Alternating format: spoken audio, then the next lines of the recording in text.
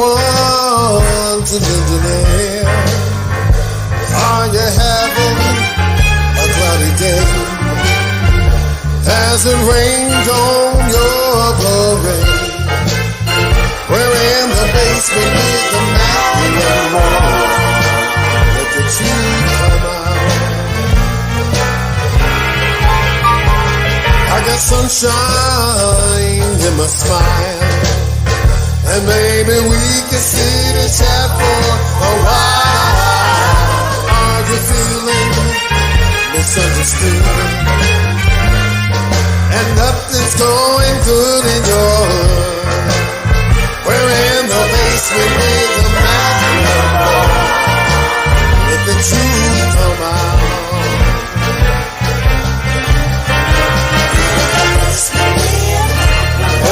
Pour you a drink. Just relax on your face.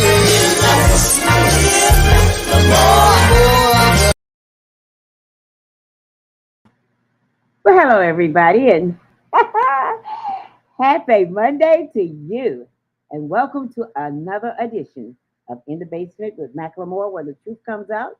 My name is Katie Lowe, and I'd like to welcome you to Rhythm Flow Radio live stream. And before we get the show started, we have to pay some bills. Today's show is brought to you by... Hi, this is Katie Lowe. Have you ever thought about embracing your uniqueness? Well, you should. Dr. Eunice Sanders has created Ness essential oils designed with you in mind.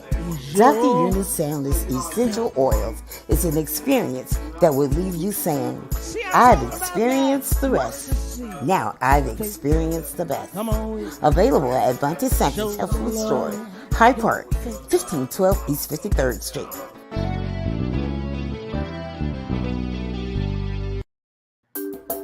Inspired by capturing people in their natural state, James Washington is Maceo's Photos, a Chicago-based photography studio specializing in portraits, headshots, weddings, lifestyle, and commercial photography.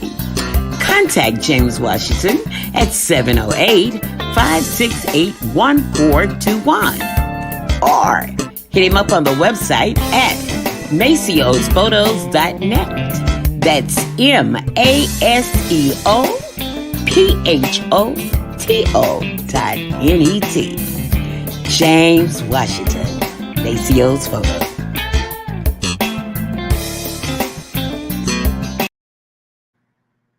Today's show is also brought to you by Dr. Regina Armour and The Armour Group. Discover your potential with The Armour Group. That's The Armour Group at www.armourgrp.net.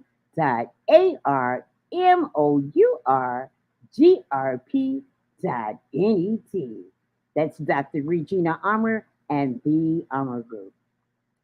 Now, without further ado, I'm going to bring you the man of the hour, none other than my friend and a friend of In the Basement with Mclemore, the host for the evening, Steve Dunagan. Hi, Steve. Good evening. Hey, Katie. How you doing? I'm great. But you know, I always have something to do. So watch me disappear. All right. Thank you. Thank you so much, Katie. Katie deserves a big hand because she does so much for this show in setting it up and the finishing touches afterwards. So a big hand and shout out to Katie. Welcome to In the Basement with Mclemore. Mr. Bryant, my best bud, is in Chicago live at Oscar Isbarian Rugs. That's 120 West Kinsey Street in Chicago, River North area. And he will be helming the live portion of tonight's broadcast. I will be helming this portion remotely as usual. And my special co-host tonight will be the fabulous and beautiful Lorie Williams. Lorie Williams has her own show on StreamYard, and it is titled Opinions, live stream and podcast, and I believe that is Monday nights and or Tuesday evenings, but we will confirm that by the end of this show.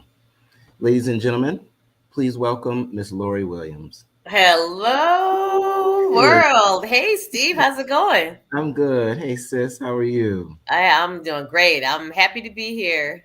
Thank you, thank you. I must mention that Lorie was kind of pulled into this somewhat last minute. It gave her maybe a day and a half, and she came through, and we ran through some ideas last night. And I think we'll have some topics of interest for you today, in addition to the interview that Bryant has in store for those that are in person in Chicago later. Now, excuse me, the focus of our show today was going to be two interviews with two local political candidates in Chicago. One, Lamont Robinson, and Mr. Dee Nixx. Both have previously been interviewed on our show before, but they will be they would have been in person with Bryant today. But unfortunately, Mr. Lamont Robinson is unable to appear tonight. And so we send out love and light to him at this time and wish him well. He will be a guest in the future. So Lamont, thank you for considering tonight, and we will see you in a future broadcast. So Lorie, what's going on? There's so much to talk about. Oh my goodness. I mean, yeah, it's been a crazy news cycle. I don't know. You want to talk about the COVID? I mean, I thought we were done with that. What the heck is going on, Steve? I think hopefully my voice sounds pretty normal right now. It was a little hoarse a few days ago. And in this you want to sometimes say post-pandemic world, but I don't think it's really post yet. You know what? I've stopped. I was saying that, but I said, you know what? I don't want to jinx it. And apparently with these numbers going, I guess, back up, we're not really, what do they say? It's endemic. It's not endemic. A pandemic any longer. So we just got to get used to it. Is that what it is? Our doctor, one of the doctors at the office, we were having a meeting, and that, of course, came up, of course. And he said, right now we're still in, this is a shock mode. Oh my God, I've got COVID. And he said, but as the years pass by, it's going to become sort of like the common cold. Mm-hmm. Oh, I'm going to take a couple of days off. I tested positive for COVID. Oh, okay. I'll see you in 5 days. I said, that sounds, so he says, yeah, it sounds regular because it's going to have to be regular. Yep. No, it's not going anywhere. We're all vaccinated. Well, many of us. I know. Many that are not. Are vaccinated and boosted, but there are still positive cases among that community as well. So I guess welcome to the new world. Mm-hmm. And like you're saying, just even the shock is, because now when people tell me they have COVID, I'm like, oh, okay. So what are you doing in another couple of weeks? Or, it's just like, it's not even I don't want to say it's not a big deal, but I guess we've become desensitized. And also because we have the vaccines as well. So it has not been, I mean, I dare not compare it to HIV, but maybe we could even compare it to that where, if someone had, was HIV positive back in like the, 90s, I mean, that was, or late 80s, that was a death sentence pretty much. And now it's, kind of turned into like a condition like diabetes where it's controllable as long as you're taking their, medication. So I'm just wondering if it's going to be the same kind of a thing. I think so. There is a medication that's been developed called Paxlovid. It's a 5-day course of 3 pills. It's a 5-day course.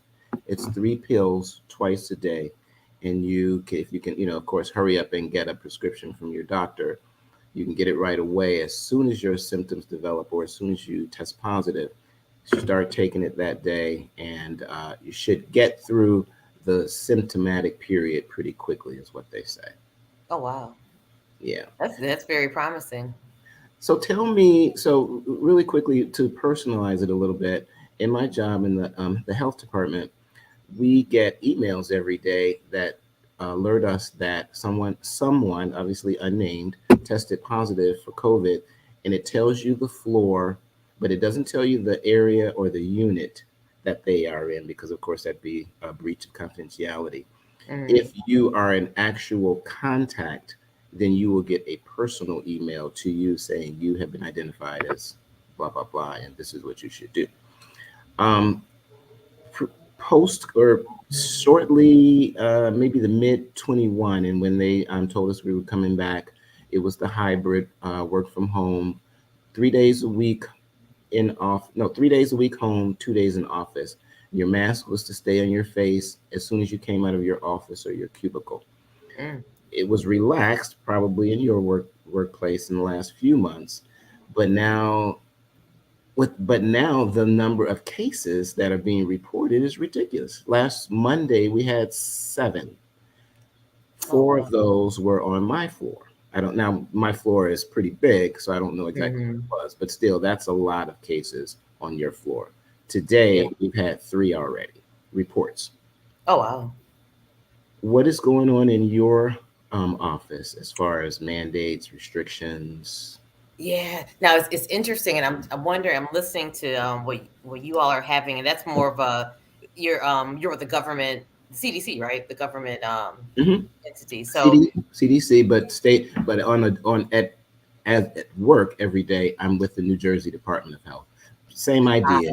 Yeah. Oh, okay. So I'm wondering if it's because it's a bit more organized and regimented that you all have this sort of kind of a protocol. But where I work, in the private sector, we really, I had an employee that actually tested positive about 2 weeks ago, and HR, they didn't even want to know who it was, which means that they didn't even report it. I don't think that they reported it and let everyone else know that somebody was positive for COVID.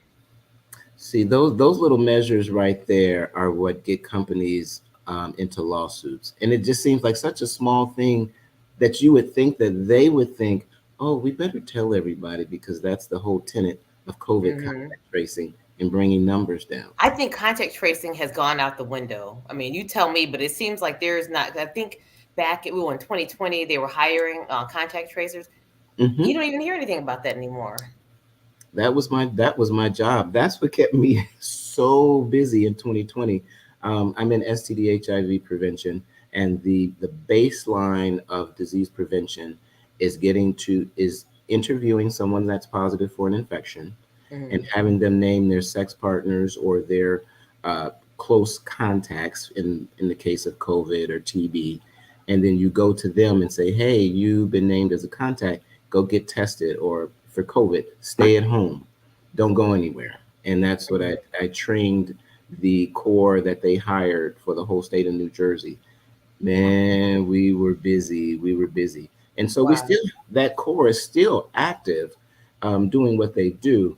I'm no longer, I'm back to STDs, because STDs are up the roof, but that's a topic for another story. Everyone was staying at home, doing the Netflix and chill.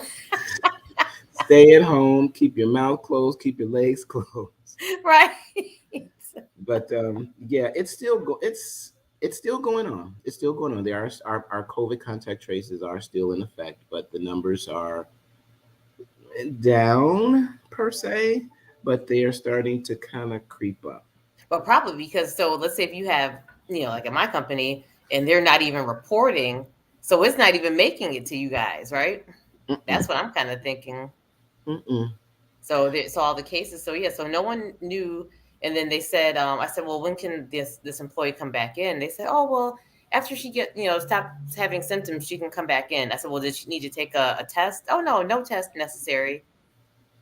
And I'm thinking like, okay, well, what if she's still, positive for COVID? Yeah. Did she stay home 10 days? Well, technically the criteria right now is from the date of your first symptom from the date of your first symptom or the date that you test positive, you're supposed to isolate for 5 days.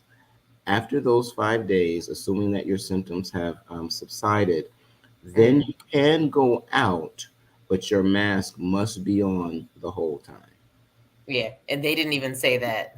They said, okay, come back in after your symptoms are gone. So let's say that Thursday, she found out she was positive, and then that following week she worked from home, and then that next week she came back in on we worked Tuesday, Wednesday, Thursday. She came back in on Tuesday.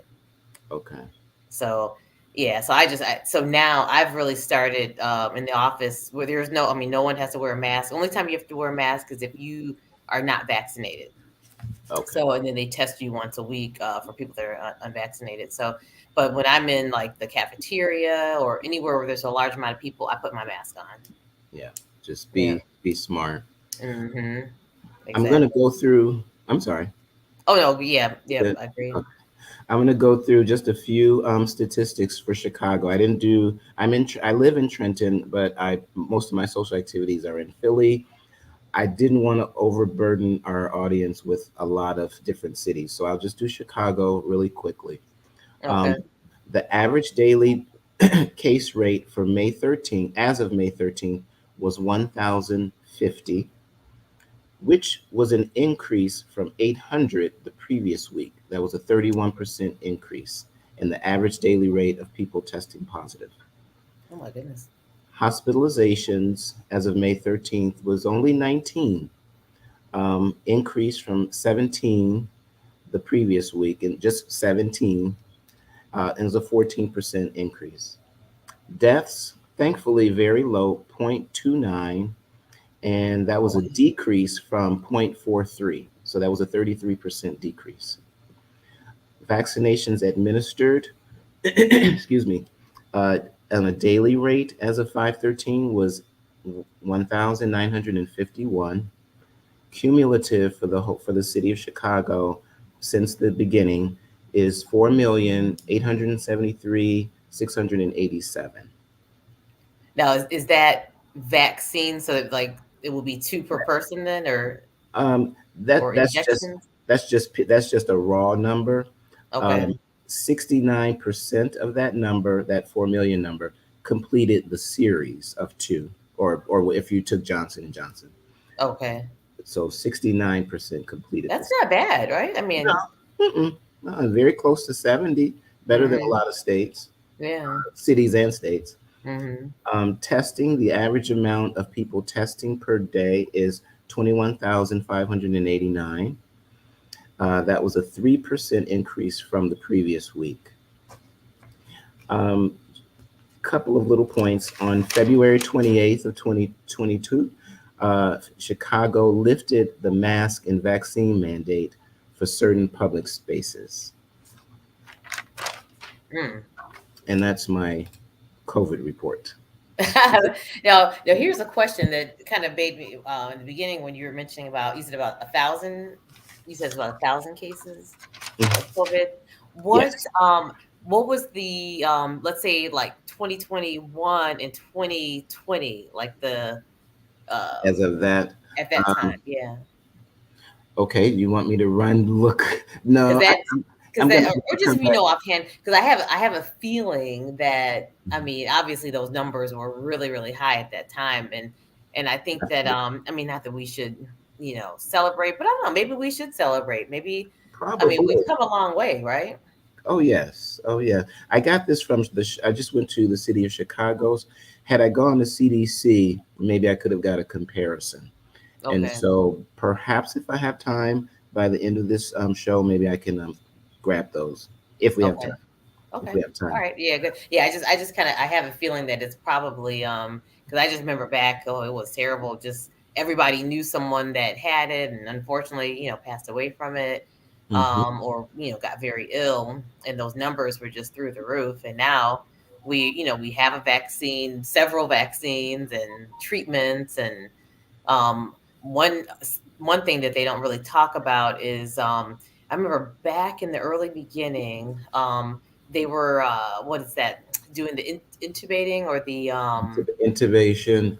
No, ventilator. Use it. Ventilator. And they were saying there were some nurses that came out, and a lot of them were very upset, saying, "Oh, we shouldn't be, using the ventilator on these patients." That they're saying that was what was killing them, and some of it was kind of like, oh, conspiracy theory. But as it comes out, people haven't really been talking about it a lot. But as it turns out, it probably was improper usage of these ventilators. But they didn't know the disease. It wasn't their fault, but they were just kind of getting to know, how it how people's worked, bodies, how it the worked, how everyone's complications. bodies were affected by it. That's another interesting thing that people probably are not gonna. I'm sure the powers that be are not gonna talk about it though, right? And that would be very, and that's a, I mean, it's too late, too little, too late. But that would be very sad to know that your loved one might have passed could have been prevented from passing because they got the ventilator too soon, and Yep. maybe they really were not that sick. Mm-hmm. They were just too aggressive with the usage of it. But it's Mhm. you think you're doing the right thing. It's always what's it? Hindsight is 2020. You always Mhm. said what you should have done, but Prayers. mhm. Well, our next hot button topic: Roe versus Wade and the Oh, threat of it being overturned. Thoughts? I think it's horrible. And let me just say this, like, I've never been pregnant, but had I been, I probably wouldn't have gotten an abortion. I mean, it's easy for me to say now, Mhm. but I strongly, strongly believe in a person's right to choose with their body. I mean, because they know their body, they know their situation. You have people that have been, raped, or situations of incest, or where a woman, it might be detrimental to her life. I mean, she might die if she can't, have a viable pregnancy. Yeah. I think that people should have that right, and I just can't believe that. What was that? Was it 1971? I believe it was. I 72. can't believe we're re-litigating this whole thing. And it makes me afraid because, like, okay, what else are we? Are we going to be? Voter rights. I mean, are we going to talk about that again? Are we going to go over slavery again? Are they going to put us back in? I mean, and some people think, oh, that's such an extreme thing to say, but I mean, not really. I mean, If they're putting up this much fuss over an issue that has to do with someone's body, mhm. I'm stuck at a very raw, visceral place. How are you going to come into these people's personal lives and try to make political decisions on what they choose to do with their body? I don't even understand why it's even an issue. They should Mhm. No one should have that kind of power. Now, granted, there should be, of course, for Planned Parenthood, and I work with Planned Parenthood on a regular basis because they do STD HIV testing. They are a, I want to say the term I want to use, I'll just say they're very important to the minority population. Mhm. This is where women go for their health care, really. Yeah. They may go for, unfortunately, for an STD or exposure, or it could be something as simple as a yeast infection. And then the trained nurses will ask, okay, this, I've tested you for STDs, blah, blah, blah. But I'm suspicious about this lump in your breast. How long have you had it? Boom, may have uncovered a case of cancer. Or, Mhm. wow, what's with all these warts? I don't know. I've had them for 7 months. You've got genital warts, honey, and they can lead to cervical cancer. Oh, I didn't know that. She gets Wow. educated and then sent to oncology and hopefully maybe save this young girl's life. I think of a 14-year-old girl who got pregnant because she didn't know any better, and the boy told her, "Oh, I'm too young to make a baby," and she said, "Okay." She didn't get any training. Okay, so this 14-year-old girl is just gonna pop a baby out at almost 15 with circumstances beyond her control that raising the baby just does not make any sense. Mhm. So you're Absolutely. saying, "Oh, go ahead and have this baby because it's wrong," and the gall to go back to pull up religious uh, ramifications. Yes. That's where I have a very, very big problem with, because the assumption is that, oh, everyone is Christian, right? And then the assumption is, I mean, maybe depending on which particular, sect, if you're, Catholic or whatever. I mean, not everyone is Christian. I mean, I'm Buddhist, and I always have a problem with, people, they want to start quoting Bible scriptures, but one of the premises of what this country was founded on, well, there are some things that are problematic, but we'll just go with the ideal of it. And the ideal of it is that there should be a separation of church and state. And so there is no room for when people say, oh, well, it's, the Bible says you're to procreate and this and that. It's like, okay, and that's fine that the Bible says that, but you can't bring that into a secular discussion and talk about that. Because what about people that are not religious, they're agnostic, or might have someone that's atheist or anything like that. It's a slippery slope when you're trying to sort of impose your kind of religious ideology on someone. And I think that's where I think people try to kind of guilt women into say, oh, it's a sin, you're gonna go to hell if you do that, and they'd rather her do that, have a child, and not be able to take care of that child, end up being on welfare, which they will ding her for that too, for being a welfare queen, especially for African American women. Of course. So it's kind of like it's a double. You can't win either way. Right. So. She's forced to have this baby. Now she's forced to go to the state to say, I can't afford this baby, so I need some help. So she gets help, and now you're calling her, oh, these no account black and minority women, they're no good. They're just having babies willy-nilly. They can't even take care of them. Oh, wait.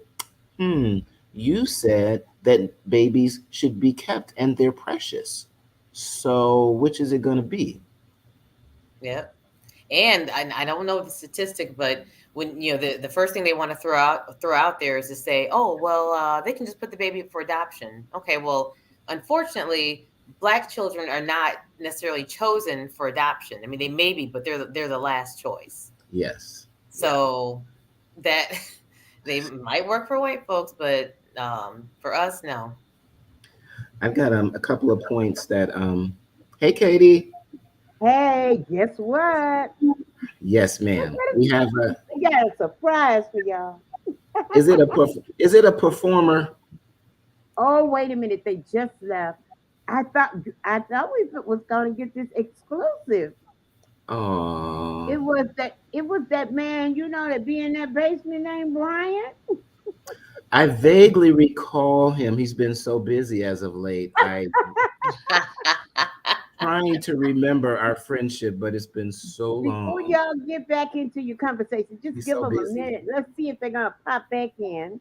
Okay, folks. Yeah, be patient with us. We might have our special host with the most pop on. Nope. And I want to tell you, I was loving that topic about Roe v. Wade. Oh, yes. We got some. It reminds me of a conversation that I had yesterday evening with someone on Facebook. That while you're talking about that, I was just thinking about young man. His name was Christopher, was it? And I invited him to be on Lorie's show. Oh yeah. I don't know if his name was it Christopher? I'm not sure. It's always good to hear a man's opinion on a woman's reproductive system. Oh, did I say that? Was that a little zinger there? Okay, let me see. You know what? I got excited, and look, they done popped out. And I don't see him. We're here. Yeah. I'm sorry I came in, but they were in the screen, and they just popped right back out. And I didn't just want to thrust them in the screen while you all were talking. Okay. So, well, bring our brother in when you can. Okay, yeah, I'm gonna remove myself because I don't like to be in here. Y'all keep carrying on. You're so beautiful. Beautiful smile. So look at this, Lorie. So did some digging and just didn't want to pick out a whole lot because I'm such a doggone researcher. I'll start printing and writing everything. You're in the numbers guy. Yeah. So the Senate, because of this Roe versus Wade controversy, the justices have been subject to protest at their personal homes. Oh. The Senate had to pass a bill to increase security, increase their personal security, coming to work at their home because protests are at their homes. What the frick? Oh my God, it's That's a lot of nerve, and that think about, listeners, keep that in your mind. The nerve of people now, the lack of restraint in society now is going to be key to some of the subjects that we go on to next. But that's crazy. They had to pass a bill to do this. The other thing that I was thinking about was I wonder what the new judge, Katanji Brown, Jackson Brown Jackson. the Yep. Street Brown Jackson. Hmm. I wonder what I couldn't find anything of from her, anything personal from her. So you think I just didn't find it, or she's keeping kind of quiet right You know now, what? letting it. Here's the latest of what, and I don't know, maybe it's not. I've been hearing about as far as Google being able to uh, kind of erase some of your history Mhm. of stories about you, or making it more difficult for people to find. Okay. And when she was first nominated, or the talk of her being nominated, I was trying to just kind of do some research on her, and I found very little from her. And then like I said, I just recently found out that people are able to do this as far as kind of keep cleaning up their reputation. So I Okay. kind of feel like she's done a bit of that, you know. So I probably don't fault her. I guess I wouldn't, if I was, you know, being nominated, I wouldn't want to have, you know, if there's some negative stuff out there. I mean, but I don't know. It can go either ways. It's a little disingenuous. We would like to know more about her, but Mhm. I don't know. I want to keep. I'm going to keep looking after this, and then maybe bring something back to the next podcast, just to see what her opinion is, and maybe her. I don't obviously her. I was thinking in my mind what her plans are to attack this issue, but I'm sure that wouldn't be public knowledge. But Right.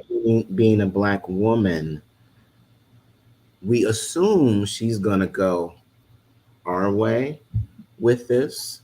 Right. She's got a lot. That's a lot of pressure. That's a lot of. Yeah. And I mean, she's left leaning, but you know what though, now, just the way the political landscape is, Mhm. those things are not really certain anymore. I mean, you have, I mean, just look at like someone like Joe Manchin. I mean, you know, he might as well be a Republican. I mean, the way that he votes, and he kind of uses it as a, I guess, leverage to be able to vote, you know, and get whatever he Whatever wants, he wants. and vote with, you know, with his own party versus voting with others, with him. And who's the other one that was doing that? Was it Tulsi Gabbard? I think it was. I She's don't. allegedly. I mean, to me, they might as well just go ahead and, you know, become part of the Republican Party. That name I don't know. Something I was interested in. I wanted to see the birth rates of the different races in the United States, and something we'll cover this in one of our next topics, the shooter in Buffalo. Mhm. And I wondered, could this be something that was geared towards stopping minorities excuse me, stopping minorities from getting access to abortions? Maybe I don't know. So I looked up some statistics. The earliest that the most recent that I could find are from 2019, and these are fertility rates in the United States by race. So top the top race with 2,178 births in that year were Native Hawaiian and other Pacific Islanders. Wouldn't have thought. Wouldn't have thought. Yeah, wouldn't have thought that. That's interesting. Yeah. I'm sorry. I'm sorry. Let me qualify it. These are births per 1,000 women. Per 1,000. Okay. My apologies. The next highest is Hispanic with 1,940. Next is Blacks, non-Hispanic Blacks with 1,775. Then we go with American Indian or Alaskan Natives with 1,611, and then whites, non-Hispanic, with 1,610, and then Asians with 1,511. So that's that is interesting. Well, that's so now a lot of like Fox News and all that, they're talking about this. I don't even know the guy's name, and if I did, I wouldn't even want to put it out there. But this basically this domestic terrorist that committed the shootings in or the mass shooting in Buffalo.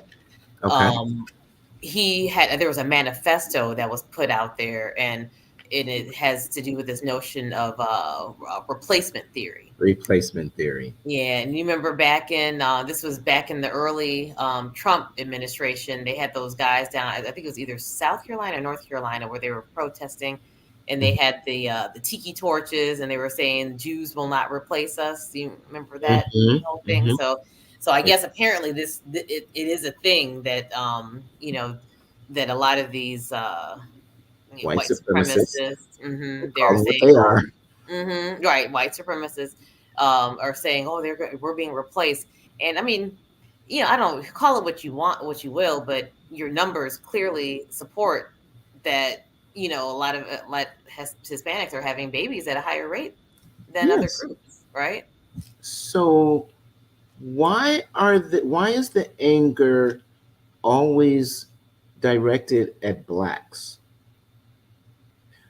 I don't know. I will have statistics for these. I didn't have enough time to see who are the fastest growing race or culture in America, and what is the rate of the immigrants, and what countries are they coming from? Are they coming from Eastern European? Are they coming from Caribbean countries? Are they coming from Spanish countries?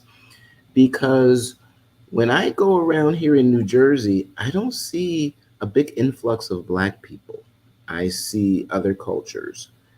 So I'm wondering why these white folks are worried about Blacks and what we're doing and our numbers and all of this, when you need to be looking at Hispanics, Eastern Indians, Middle Eastern. Seems like pretty much everyone else other than brown, than Black Americans or African Americans or Africans. I think we've just been historically easy targets and kind of the scapegoats for these things. And and it's funny you should mention that, because I always say this. So the town that I live in, Berwyn, which is right outside of Chicago, and Berwyn and the other town, Cicero, which is right on the border of Chicago. Those two towns have been what they called sundown towns, and basically, like back in like the 60s and 70s, African Americans will probably come here and shop and maybe even work here, but after sundown, you had to be out of here because the cops, they would harass you for being Black. A lot of people have been beaten up and different things like that. So, but it's funny though that wait, what was my point? Take your time. Take a beat. I was on a roll with that. What was my point with that? And you were great. Yeah. But it was the having to do with the sundown laws. Sundown, okay. And the fact that I know what it was, is that they treated Black people so poorly, and we couldn't even live in these towns. But the funny part about it is, as the Hispanic, specifically Mexican population started increasing, a lot of them moved in, or they let them move into places like Cicero and eventually Berwyn. And now it's to the point where a lot of the white people that lived in these towns, and let me just be clear, these towns are always very blue collar. They're not upscale, some kind of upscale sort of town, but they were blue collar. But a lot of the white people here were very racist. But eventually they did let Mexicans move in, and they've actually overtaken. So the population now for Latinos in Cicero is at 80%. Wow. And for Berwyn, I think it's about 68%. So I'm almost 70. Might as well call it 70%. So I'm not surprised. In my days, I didn't go in that area very often, so I don't know. But all I can think of. So So you're talking the area, let's say between 43rd or 47th north to what, the like 1300 or to Roosevelt, or maybe just further back. So Cicero is actually, Cicero is right. It's on the border of Chicago. On its northern border is Oak Park. Okay. So it's about so it's Roosevelt. So it runs from about Roosevelt Road all the way down to Pershing, which is like 39th Street. Gotcha. And then Berwyn is so it's on the other side. So it's not it doesn't share a border with Chicago, but it's the same thing. It's right there at Roosevelt down to 39th Street, and then all the way over to Harlem Avenue. Okay. So it's kind of weird because on the north side, those borders are actually part of our Chicago. Like Chicago runs all the way to Harlem at a certain point, but these little towns, they kind of dip into Chicago. But I think what was his name? Al Capone. I think Cicero was like one of his places where he would come and like hide some of his alcohol, and he had his what other running schemes and all this kind of stuff happened out of Cicero as well. So it has a bit of a kind of a seedy past. Okay. I don't remember Berwyn. Tell me, well, real briefly, what time is it? Having a good time. Yeah, we are 6:41. Oh my God. It's commercial time. That's what time is it. Commercial time? That's a good segue, huh? Perfect. Perfect, Lorie. We knew that all the time, didn't we, Lorie? We knew that all the time. I want to remind everybody that you're listening to In the Basement with Mclemore, where the truth comes out. And today's show is brought to you by none other than... Hi, this is Katie Doe. Have you ever thought about embracing your uniqueness? Well, you should. Dr. Uni Sanders has created Ness essential oils designed with you in mind. Dr. Uni Sanders essential oils is an experience that will leave you saying, I've experienced the rest. Now I've experienced the best. Available at Bunty Sankey's Health Food Store, High Park, 1512 East 53rd Street.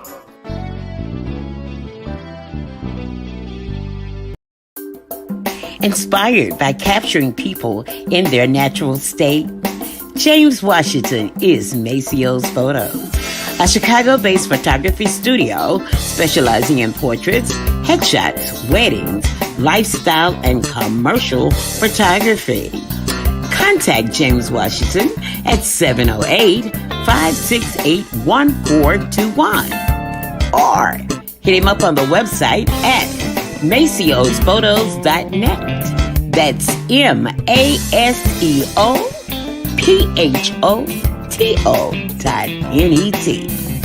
James Washington, Maceo's Photos.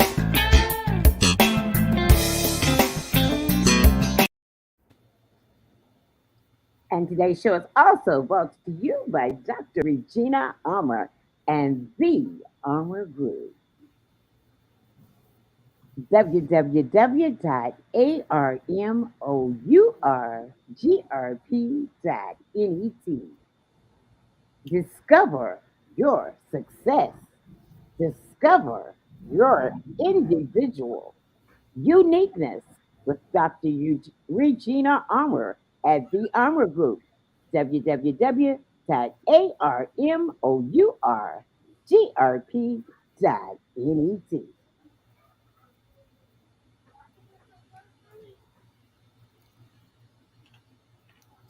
All right. Thank you to our sponsors.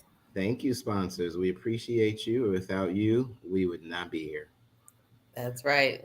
So, Lorie, you mentioned the story that I don't want to talk about. That's been on my TV and news feeds all day. Another shooting by a young white man killing Black people innocently. I have so much anger and so many questions. I'm going to say this one thing and you take it. Where the hell were his parents? How do you not know that this man put a manifesto of 180 pages and you have no idea what he's doing? Yeah. Exactly. And you know what? It's so interesting because you can look at this. I mean, obviously this is a, white supremacy kind of issue or whatever, but it's also a youth issue. And you just asked the right question, Steve. Where are the parents? I mean, and when you look at even like the crime that even happens in Chicago, we've been having this big spate of crime ever since. Well, it's been kind of going on progressively, but I'll say that from the pandemic in 2020, things have kind of spiraled out of control with that. But it's the same thing though. It's where are the parents? How are they able to go and do these things? And are people, are they on their smartphones and they're not paying attention? But to your point, how could you have this kid write this long manifesto and you don't even know what's going on?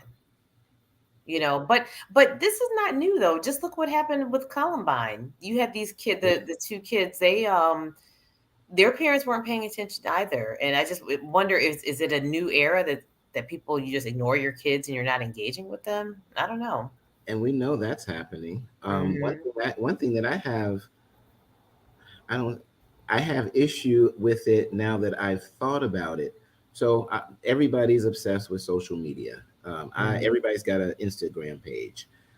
Little kids have, I think you have to be 13. My 13-year-old would not have an Instagram page. My 14 or 15, maybe my 16-year-old child would not have Instagram pages. Why? Yep. So are the parents, as we've seen on TikTok, are they so busy running around doing dance routines and mini skits, and they're busy doing that for TikTok, and baby boy is in the basement ordering weapons and ammunition, typing out manifestos, creating videos, getting camera equipment, ordering. What did he have? He had tactical uniforms. Yeah. Unbelievable. And he says, you know what? I'm gonna go kill some black people because black people. Now, granted, we don't know. I wish I had that data. We don't know if we are taking over, which I'm sure we are not by numbers. And I'm just gonna go shoot these people. Who goes into a grocery store? Mm-hmm. All these senior citizens were killed shopping for food, and that was, it was just, it's unbelievable. And it's kind of like back in I don't know how long was it, 2 or 3 years ago, there was a church in South Carolina. A similar thing happened where it was a young white boy, I think he was a boy, and killed a lot of black senior citizens. And he prayed with them. And that's the devil. That is the devil. I mean, I don't know who. I hope I'm not offending anybody by saying that based on your religious background. That's coming from my heart and how I was raised. That can only be the devil. It's pure evil. You prayed with these folks and then shot them? Prayed with them and then prayed on them.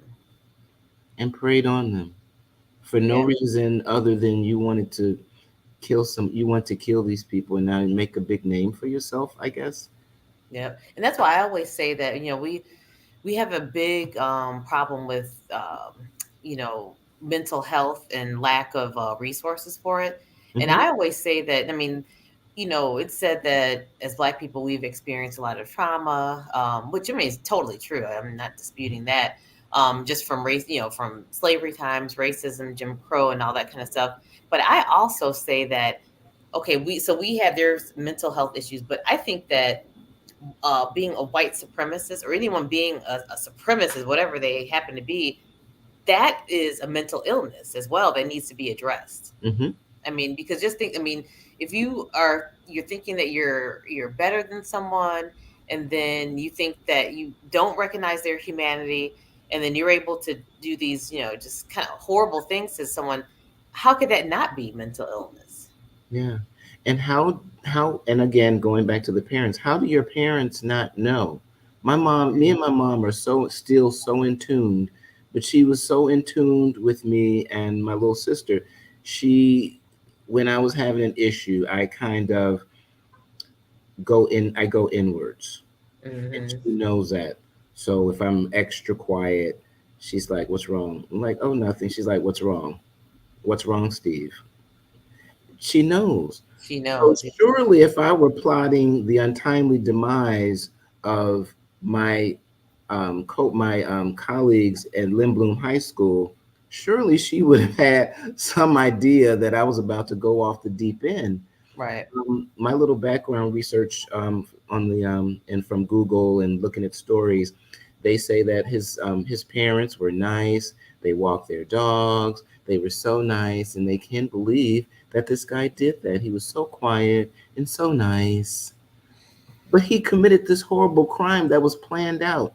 How did an 18-year-old have that much stealth, mental stealth? Somebody knew troubled. something. Yep. He's obviously troubled, but Mm-hmm. I don't see how that got bypassed. Yeah, and I'm not buying it. And even as the parents didn't know, somebody in the school had to have known. Somebody knew something. I mean, these people are not operating in a vacuum. There are people around them witnessing them. Because just think about, there are people that even like some stories where it's, oh, yeah, that person, there was always something strange about them, or I always, So it's like, why are we gonna, or when are we gonna stop, kind of whispering these things and really reaching out and helping people? Because if you don't, it can turn into something really tragic, like it already has. Wait, this Dylan Roof. That was the thank you, Katie Lowe. I was looking at that. 2015. That was the one down in South Columbine? Carolina. Oh, South Carolina. Yeah. Yeah, that was horrible. That I truly cried. I really did cry that when I saw that. It's tragic. I cried. But it gets better. So last year he made a threat in school and was arrested and was sent to a facility.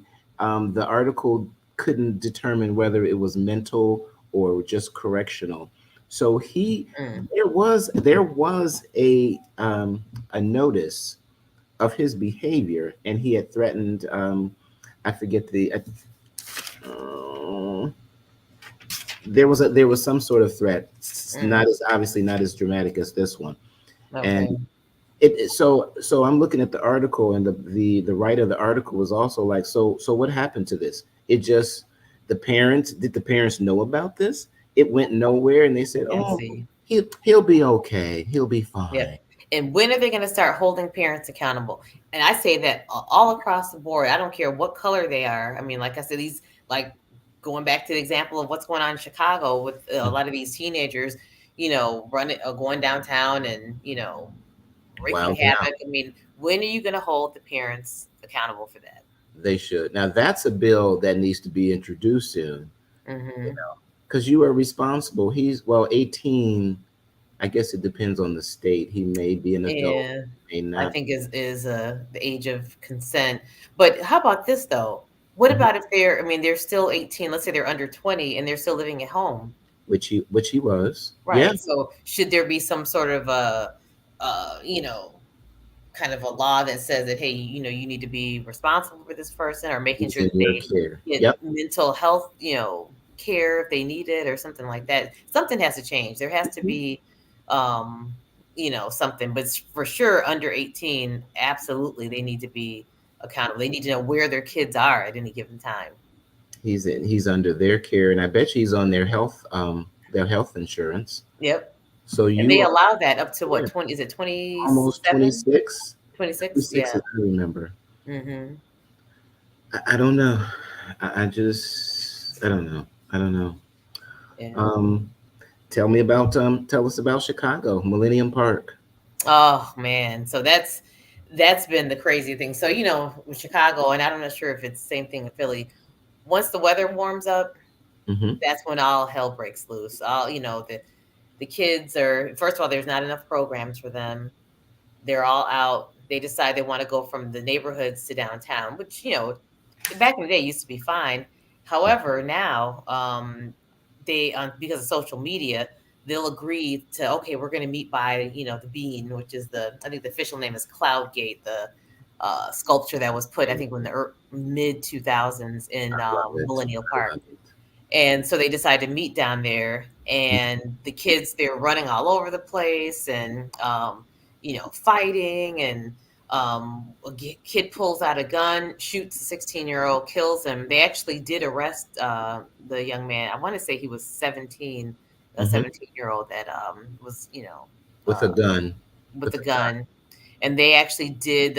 They found some other weapons out down there as well. But yeah, so that happened. But then the day before that, there were a lot of kids. They're all teenagers once again at North Avenue Beach. Okay. They closed the beach, and once they left the beach, they sort of descended upon the Old Town neighborhood, which is North Avenue, Clark area. Yeah. And they were camping grounds. Yeah. They were jumping on top of cars and just, acting, just wilding out, basically, in a few words. And so now summertime is here, Chicago, and I don't know, what are we going to do? It's going to be back to the same thing. And then, so we have this going on, and then there's still the whole carjacking epidemic that's been happening here. Still huge. And people being robbed. And what's happening now is a lot of the kids in the sort of like in the South and the West Side, more of impoverished communities, they're leaving out of the neighborhoods, and they're going to. And there was an expose that here in Chicago, CBS 2, they did one, and they interviewed some of these kids, and I think they had the parents' permissions, the ones that were caught carjacking, and they asked them, well, why are you guys doing this? And some of them said they were bored. They said that they wanted to get, have like a bit of a rush and see what it feels like to do that. They mentioned Grand Theft Auto, the video game, which I always, when that came back out in the late 90s, I said that was going to be a problem, and sure enough it is. As we talk, those damn video games. Yep, those video games. So, but yeah, so they're just out here. Some of them want money. They, maybe they don't have a lot of money. And they say, oh, we're going to go to the rich neighborhoods. And then where they go, north side, downtown. And then you kind of see this sort of thing happening and just spiraling out of control. I heard it's along the lines of the same subject. So I hope I can work this in. I heard this radio ad last week here on the Philly R&B radio station, and then our friend Dawn heard it on a Chicago radio station, WGCI or WGCI, maybe GCI, a black station, or V103. That's usually the more V103, probably V103, Dusties or Oldies as they call it in other towns. So this is an ad for Neiman Marcus, believe it or not. And how often do you even hear radio ads for Neiman Marcus? So this is a black announcer announcing that you can come to Neiman Marcus and get your designer kicks, your McQueen, your Balmain, your Balenciaga, whoever else. And you can get that. You can come to Neiman Marcus and get your designer sneaks. When has Neiman Marcus ever went out like that for advertising? Never. And the people that are ripping these stores off are bands of black kids. Yep. So I wonder, is this just pandering to make money, or is it pandering? Is it pandering and also maybe trying to throw a bone to the young black kids? Say, hey, don't steal from us. Come buy from us. We want you to come. We want your business. Just come on in and buy. Am I being too altruistic in that? I don't know how I feel about that. See, to be honest with you, because I've never heard of Neiman Marcus. I don't think I've ever heard a Neiman Marcus ad, a radio ad. So I was, funny you should mention, I have not either, but I was having a conversation with someone probably about a week ago, and we were talking about just some of the crime and all the things that happen, and I was explaining to them that, well, a lot of these kids, they look up to some of these rap artists or trap artists or whatever they want to call them, and a lot of them, they have these designer clothing and shoes and all this other stuff, and they make it seem so appealing, so they want. That's like the trappings of success to them. So that's what for them to have this, that makes it feel like they've arrived. So a lot of these kids, they witness this. And so if they don't have the money to get it, what are they going to do? Oh, they're going to go rob, these stores. and instead of kind of educating the kids to say, hey, you should work hard, or you know try to save up your money so you can buy some property or something like that. It's you need to have these Jordans, or you need to have I don't even know, Balance. I don't even know some of the designer names, but Balenciaga. Steve yeah. Alexander McQueen sneakers. Mhm. The basic model, I think, is 540 for a white sneaker with a thick sole. And Yeah. then there's the one with the name plastered all across it. I would be afraid to get that for my child because somebody might steal them or shoot her or him for the shoes. Yep. I, I just, I now I understand wanting nice things. Grant Park, Millennium Park, Grant Park, me, Dawn, all of our good friends. Yeah, we wanted nice things too. But the funny thing is, we worked. We said, you know what? We want to shop at Gucci. Absolutely. We want to shop at Neiman's and Saks. So if our families are not such where they can say, okay, Steve, here's $500. So go get your Gucci this or Gucci that. Mhm. My mom might give me. She'd probably give me 150, but she'd be like, okay, so what are you going to put with that? Right, exactly. Got a job. I did Yep. something for my aunt and I worked for it. And then we went downtown. We like Garrett's popcorn, pizza. We were the ish at that time. But Mhm. we worked for it. Everybody went down there, but we came after our jobs, you know. Yep. Whoa, he bought that stuff. I have receipts. Mhm. But none of this, I'm gonna fight you and I'm jealous, and so I guess I'm just gonna shoot you and take your stuff. Yeah, Yeah. there was none of that. It's You almost a sense of entitlement in a way. oh, very, very entitled. And that's across race, age Yep. now. Oh my God. Absolutely. And I think to me, that's the biggest plague when you really look at it. And yeah, definitely across, cultural groups. I mean, I think it's, not to get on the millennials and the zennials and all that, but I mean, there is something to be said about that, and a lot of them, even like I mean, I'm, Gen X, but they always want to, even blame the boomers and say, oh, the boomers were always like, oh, back in my day, people worked hard. But I mean, but it is true. I mean, it was like you were given a work ethic, and you were say, hey, you have to, basically all of what you said. You work and you save your money up, and if you want to get it, you buy it.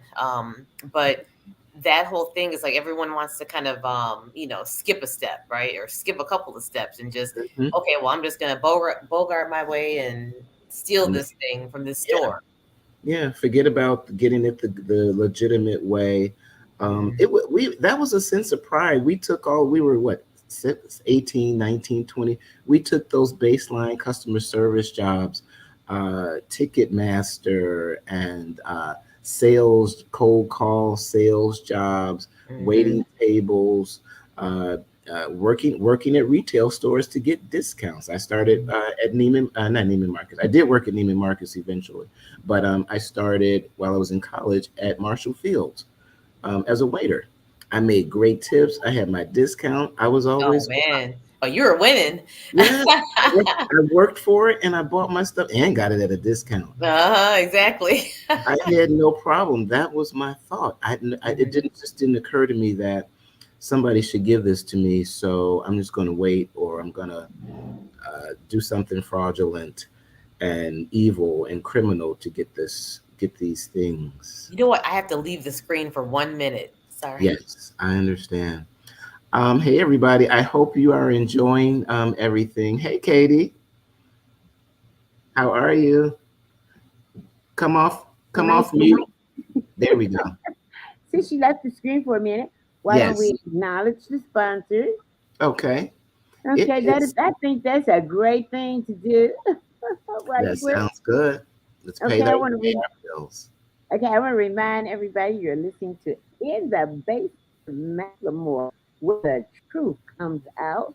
And today's show is brought to you by Dr. Regina Armour. That's Dr. Regina Armour from the Armour Group at www.armourgroup.net. Okay.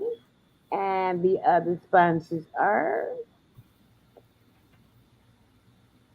Mm-mm-mm.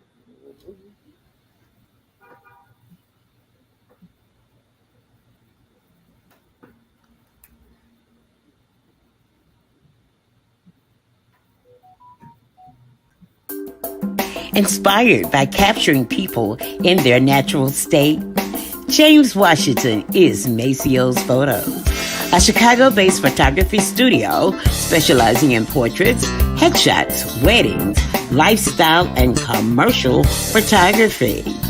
Contact James Washington at 708-568-1421 or hit him up on the website at maceosphotos.net. That's MaceoPhoto.net. James Washington, Maceo's Photos.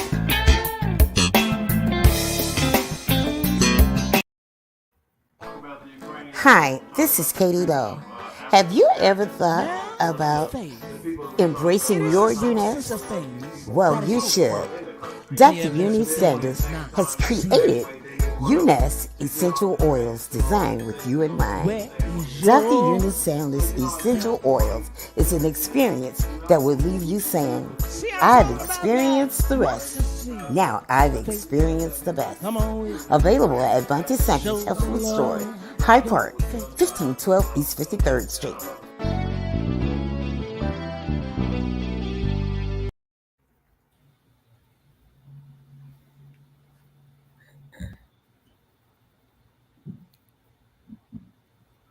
And we're back. And we're back. It is 8:05, so I'm guessing that we've been extended. We've been extended, huh? Katie, have we been extended? I was hoping that we could. Is this an extended stay? I thought maybe Bryant was going to come in.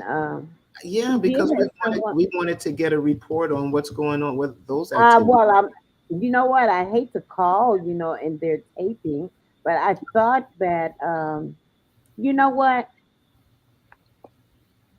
Watch me. I'm a bad girl. I ain't good. Do your thing. That's all my name is. Katie Lowe, right? Not Katie Hadbuck, Katie Lowe. So why don't I do this? Okay. Why don't I text somebody Mm-hmm. the link that I know is down there? And Mhm. I tell them to give us an inside view of what's going on. That would be what I great. That would be sounds great. fantastic. Thank you. In the What we meantime, didn't talk about, Steve, was yeah. Elon Musk and Twitter. Ooh, Oh, girl. yeah. What the heck is going on with him? I have a few notes on him. I'll just read them verbatim because I'm not really into Elon Musk. I don't know much about. I mean, I do know. I'm lying. Of course, I know a good amount about him. I do not own a Tesla. I don't know how good they are, great they are, and all that. Maybe if you have one, Lorie, or know someone. No, I do not. I have a 2006 Mazda 3. Thank you very much. And it's working, and that's what you It's a want. little rusty, but it is working. Amen. Amen. Amen. So my three little points. He may have. Let's see. Let me go back. First, Twitter stock decreased after his deal prospect was announced. Interesting. The deal is on hold until he finds out about the number of fake accounts that are on Twitter. And he may have to pay $1 billion as a breakup fee if he abandons the deal. Interesting. Well, I you know, think he did it for a he, for a publicity stunt. and you know, he wasn't. There was a statement that he wasn't supposed to make Mhm. after he bought Twitter. After the deal was made, and he made a statement, and he could be fined for that. He could be fined quite a bit of money for saying. Yes, he has a reputation of messing with the markets. You remember back last year when kind of everyone was on this this high in Bitcoin. terms of the stock market and all that stuff. Mhm. And he had made some statement about, I think it was Dogecoin or one of the cryptocurrencies. Crypto. And he sent the markets just in flux. And I think that was also when he hosted Saturday Night Live too. And people were waiting for a different indicator. So I just think he just has this reputation of messing with the markets. And for me, I just really want nothing to do with him and any platform that he has anything to do. And I'm not a very heavy Twitter user, but if his deal does go through, or if it's back on the table and goes through, I'm canceling my Twitter account. I've already decided that. A lot of people, a lot of people have moved away from it. Mm-hmm. There was something that you and I discussed looking ahead at next month's session. June is Gay Pride Month, pretty much everywhere in the United States, and so Lorie and I were we were talking about kids and Twitter and social media, and what popped in my mind during that discussion was Dwayne Wade's daughter Zaya, who is being raised by Dwayne and his new wife Gabrielle Union. Now, I really, really do love the idea of how they are normalizing his transgendered identity. Is that's correct? Because we're walking around eggshells on this. And what Lorie and I talked about is we're old school and we know who's gay, what bisexuality is, what a drag queen is, what a transsexual is. But there are so many new designations that it's confusing. And there's no disrespect to younger folks who are embodying these new designations. We're trying to learn as we should, but the pushback sometimes from young folks is so quick and without thought that I don't know, older folks, they're a little upset at that. And I think you should be more patient because this is new to a lot of us. Non-binary, asexual, pansexual, sapiosexual. It's a lot. It's a lot. And so, excuse me, I would like to invite our listeners to hopefully ones that may identify as transgendered or as non-binary or sapiosexual or some of these other designations. We invite you to write in and perhaps maybe be a guest on our show and teach us some of the new language and what this means. And of course, it's very important to you. Anything that has to do with our personal identities is very important to us. And that's understood. But you can't be mad at folks that are not, who don't understand it and or not used to it, or maybe they don't have any friends that are gay or bi or somewhere in that spectrum. But I am glad to see all of the positive transgendered figures in entertainment and out let's say in entertainment, but just out there. I'm sure there are very prominent transgendered figures in all walks of life, in the political scene. And we can thank RuPaul. He was definitely a trailblazer for sure. Oh, definitely. Yep. And what was cool about him is that he never, I don't know, some people might say he pushed it in our face, but I don't think so. He was being himself. And I never thought of him as being out. He was out there, but he was sweet and he was kind and he just wanted to entertain. But he also had some of the scenes that we see where he was like, "No, honey, I'm a drag queen and blank, blank, blank." And he was proud of it. And that was unapologetic. And I love that. Yeah. Yeah. So listeners and viewers, if you are interested in possibly being a guest on next month's show, please write in to Katie here, and we would love to talk to you and perhaps have you on there and speak a little bit about your truth and maybe inform some people that really are a little foggy on the whole sexual spectrum as we know it now. Yeah, and even talking about the difference between, sexual orientation versus gender identity. That's like a whole new kind of frontier, really. Hmm. So it would be great to get some more understanding on that. Like I mentioned, Lorie? You mentioned it first. So is it okay if I ask you? You mentioned that you were bisexual. Okay. You do you stick with that, or have you moved to one of the newer designations? No, I have not, because I don't even understand all of, all of it. I'm just learning that there is a difference between gender and sexual orientation. I guess well, I don't know, I guess I never had to think of it. Yeah. And because I was used to people like, being around drag queens, and Mhm. I don't even know if that's even a politically correct thing to say now anyway, to say that someone is a Yeah. drag queen. Yeah. Um, so yeah, so no, I do not. I have not adopted any sort of a new fangled identity. Mhm. But like now there is what is it? Not poly. Poly- Pansexual. Pansexual. Yes. Right. What is And that? that I don't Not- understand that concept either. It was explained to me. I still don't get it, but I guess it doesn't matter how a person identifies gender wise or orientation wise, that they're open to all the possibilities. Pansexual meaning. Let's look it up. Hmm. Pansexual, not limited in sexual choice with regard to biological sex, gender, or gender identity.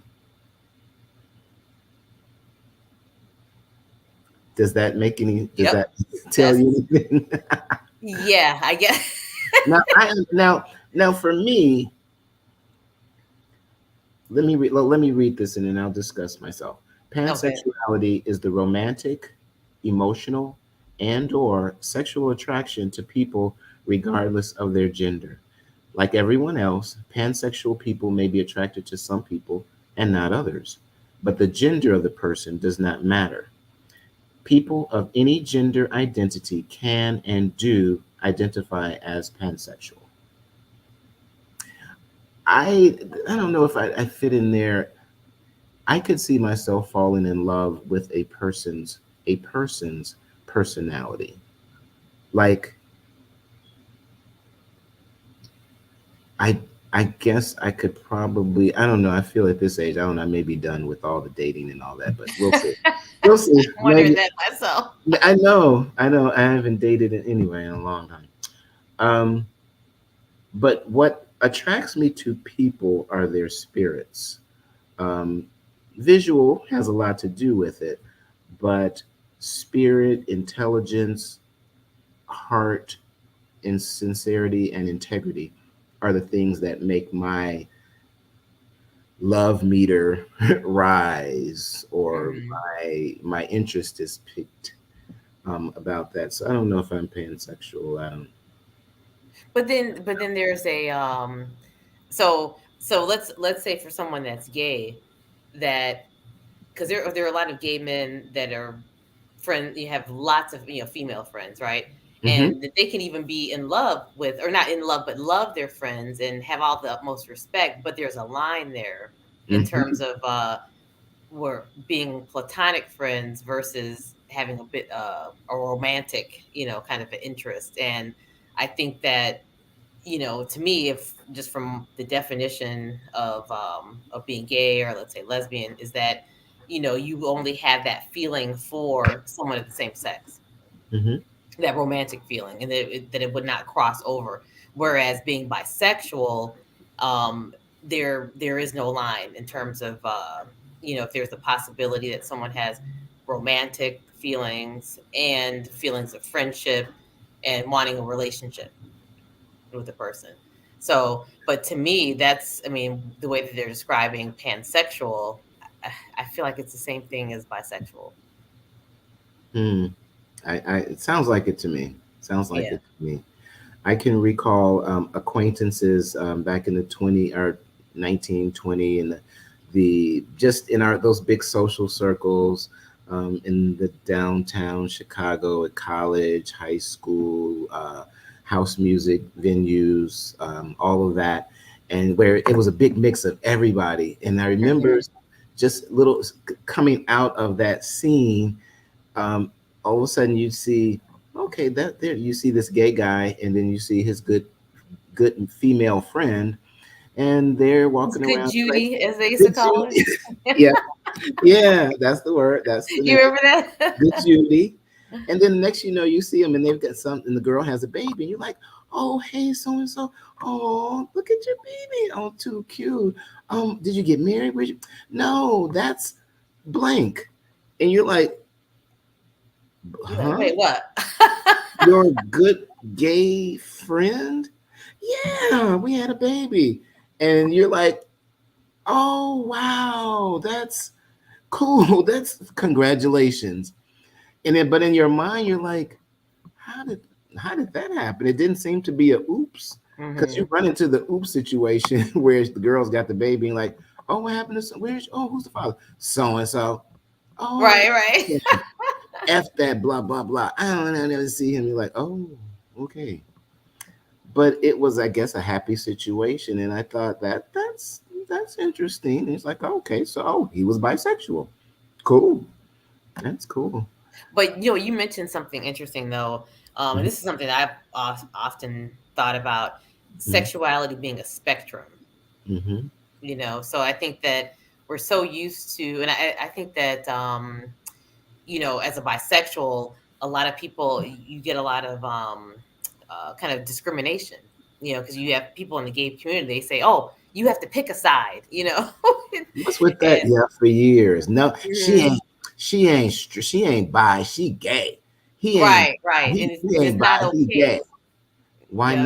not? Why can't he be bi? Why can't she be bi? And back in the day, that was really a big thing. So I really, admire a lot of the young people coming up now, and the millennials, zennials, and all that, that they stand true, and that they don't have necessarily the role playing. You have to be a certain way or whatever.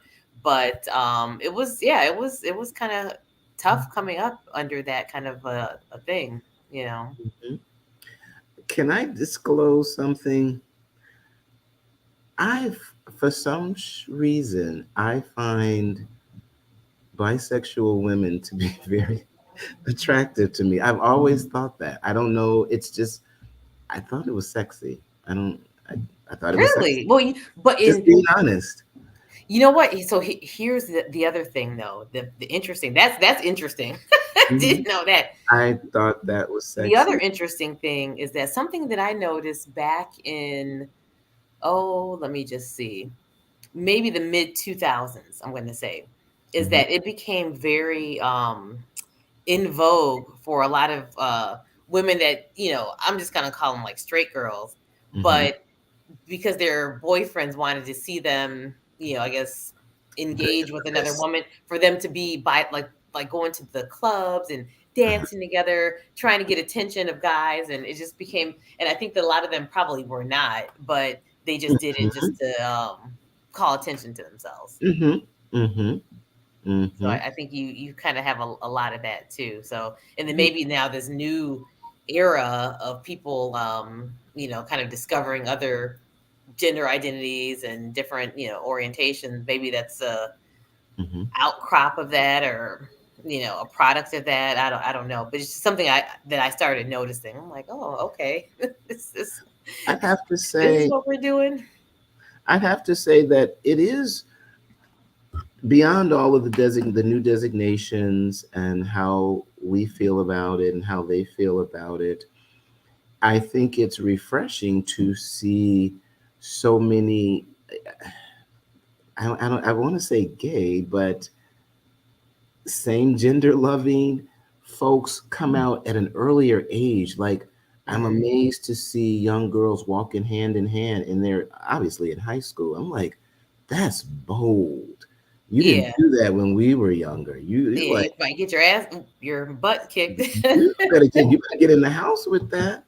Yep. Um, And the young men that um are not fully in, oh, I don't see all these words in women's clothing, because I was going to say in drag, but that may not be appropriate.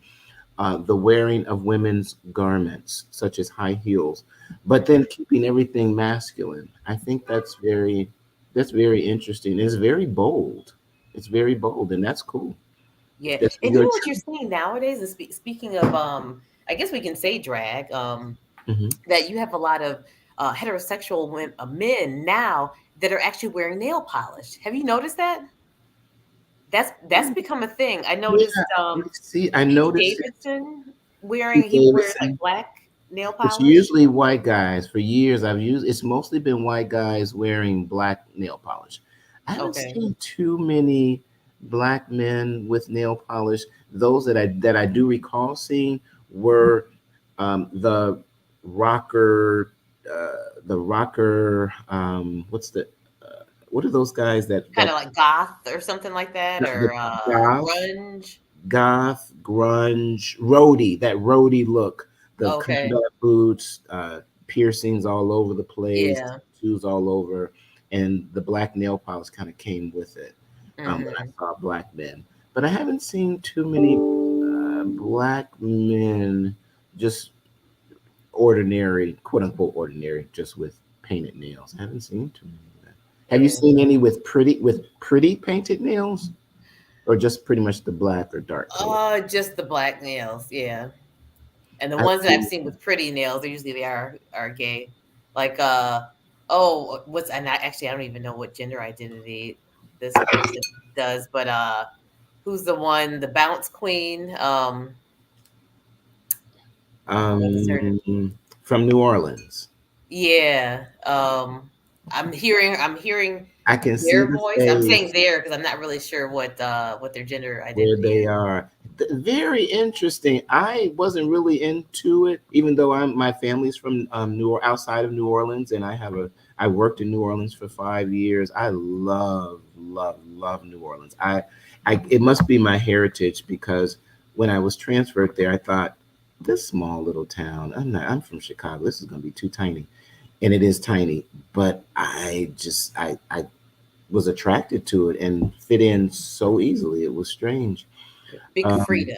yeah, Big Frida. Yeah. Now is Big Frida a they or a he or she?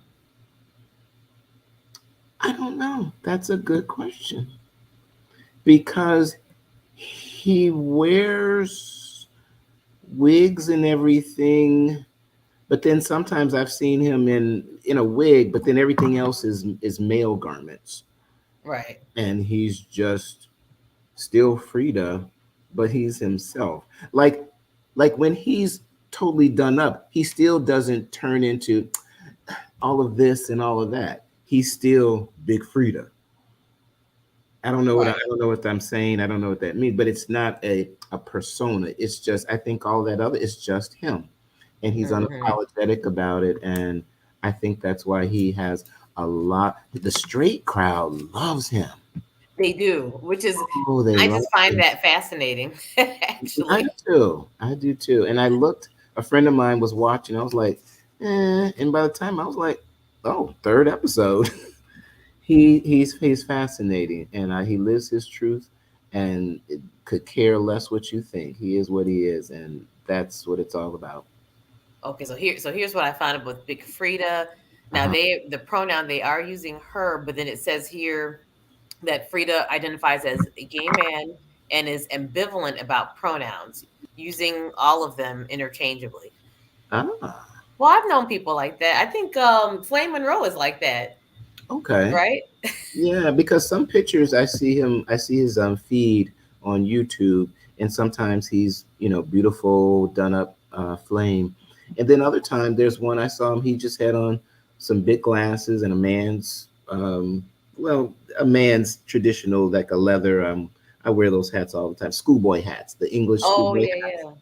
And he's just and Marcus. you don't really know where he is. It's just like maybe a slightly feminine man, maybe could have on makeup under there. Um, Kind of like RuPaul does the same thing. hmm I love him in his suits. Yeah. Very, Yeah, he looks very sharp in his suits. very, very sharp. He's rich too. Yep. He did it, and he did it his way. He did it his way. I love it. Love it. Love it. I'm wondering what is going on. Sent a text to Bryant. I have not received anything. I hope everything is going well. And excuse me. I wanted to really quickly, since I'm gonna have to go back. Oh, here we go. Okay, so since Dee Nixx is one of our guests, let me do a little reading about him really quickly. Unfortunately, no, we're not. Mr. Nixx is a native of Chicago, a graduate of Roosevelt University. That's my university. Also graduated from DeVry University, Keller School of Management. He's an education leader, is his profession. And he is running the election to the U.S. House of Representatives, House to represent Illinois' 1st Congressional District. He was disqualified from the Democratic primary scheduled on June 28, 2022. Oh, no, I hope there's more updates on that. Oh, no. Oh, when did that happen? Yeah, this is as of... It's not giving me an updated date. Well, I am very sorry to hear that. I hope there's been a positive update to that since this printing. Oh my goodness. As if on cue. Thank you, Katie. There we go. Thank you. Mr. Nixx. He was a great guest too. Yeah. Oh, I remember when you guys interviewed him before, didn't you? Mm-hmm. Yeah. Very nice. Very nice man. Was handsome and very sincere. A lot of integrity. That you should see in your potential candidate. Yep. And we need more candidates like him. Definitely. Absolutely. Yeah. Oh man. Yeah. It says I've found another list: withdrawn or disqualified candidates, and he's on the list. Huh. So I guess the question is, what happened? Yeah. So I would love to be talking to him about that. Yeah. Well, we wish him well. I know that he will be involved in more elections to come. Oh, so absolutely. We have not heard the last of him. He will be back for sure. Send prayers and good thoughts, love, and light to him. Absolutely. We had so much to talk about. Let me look at our list. Is there anything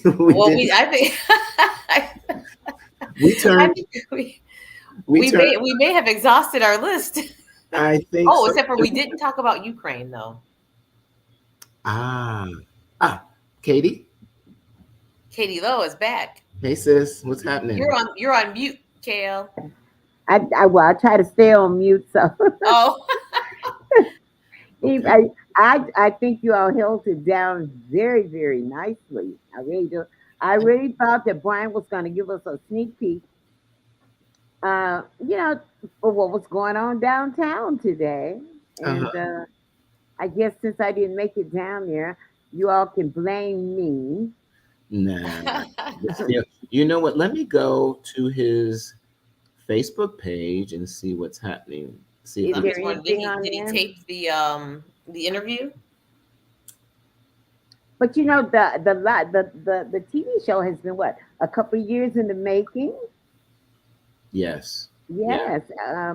A couple of years in the making, and really, the live stream and the podcast is just a way to keep the flame burning.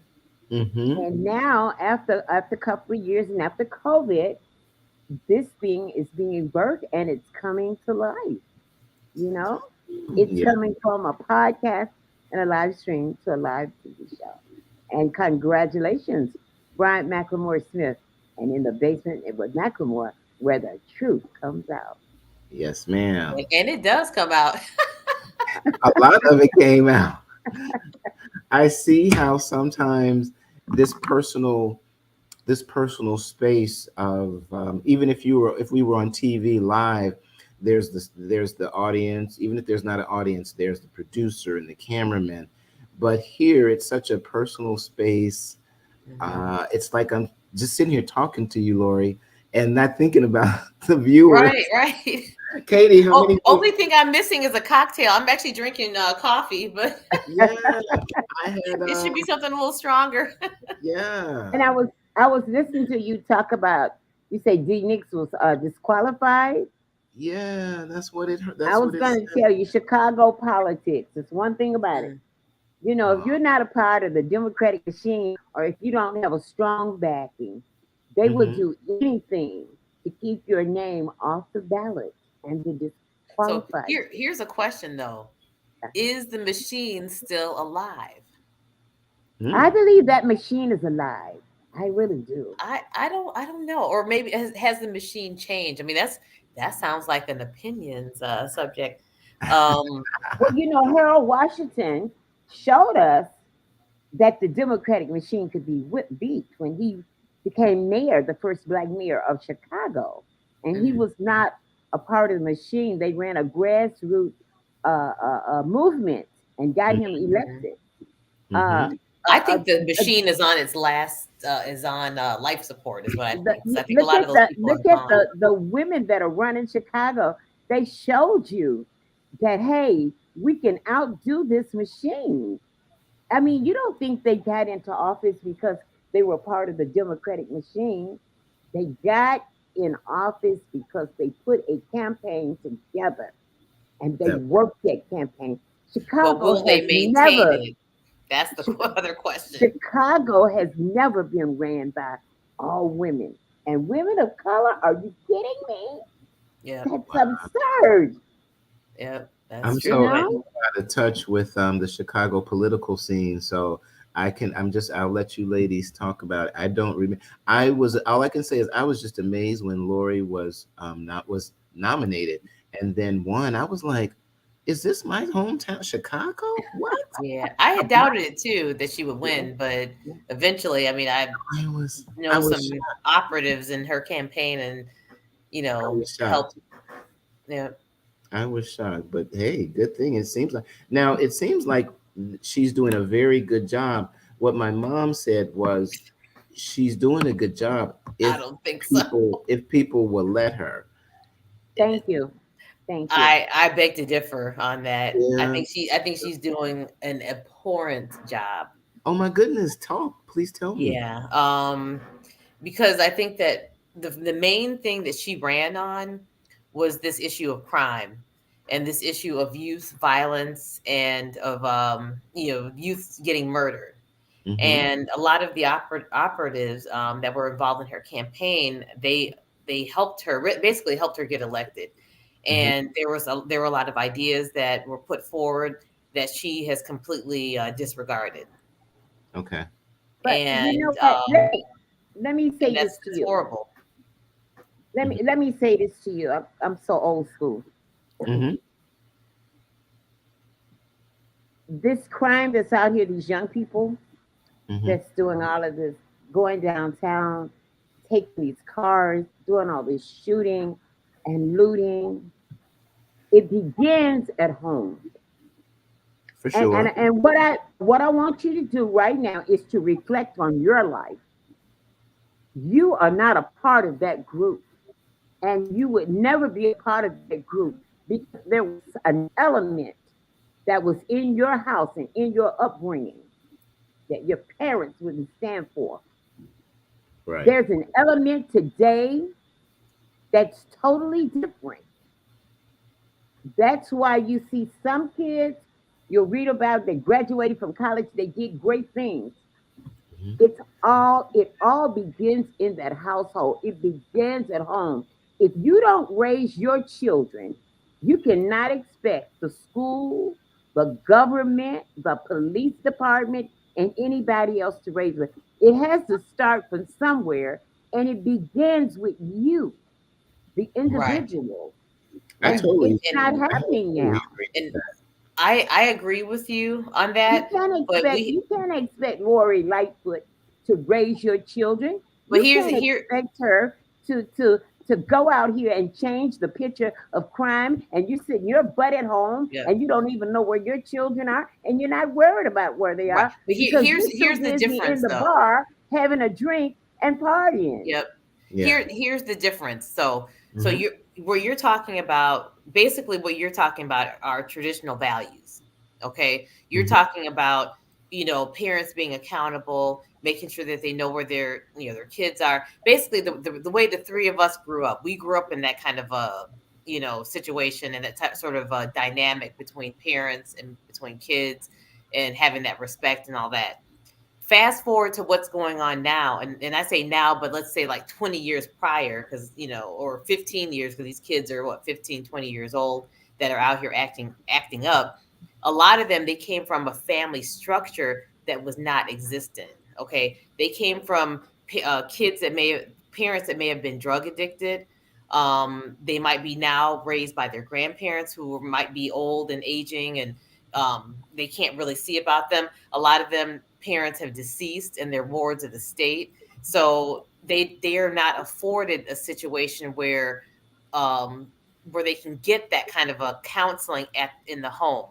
So unfortunately, we have to deal with reality. So the reality of it is they don't have viable parents, or some of their parents are just horrible parents. Okay, but Mhm. at the same time, you can't just give up and say, oh, it begins at the home. Something has to be done.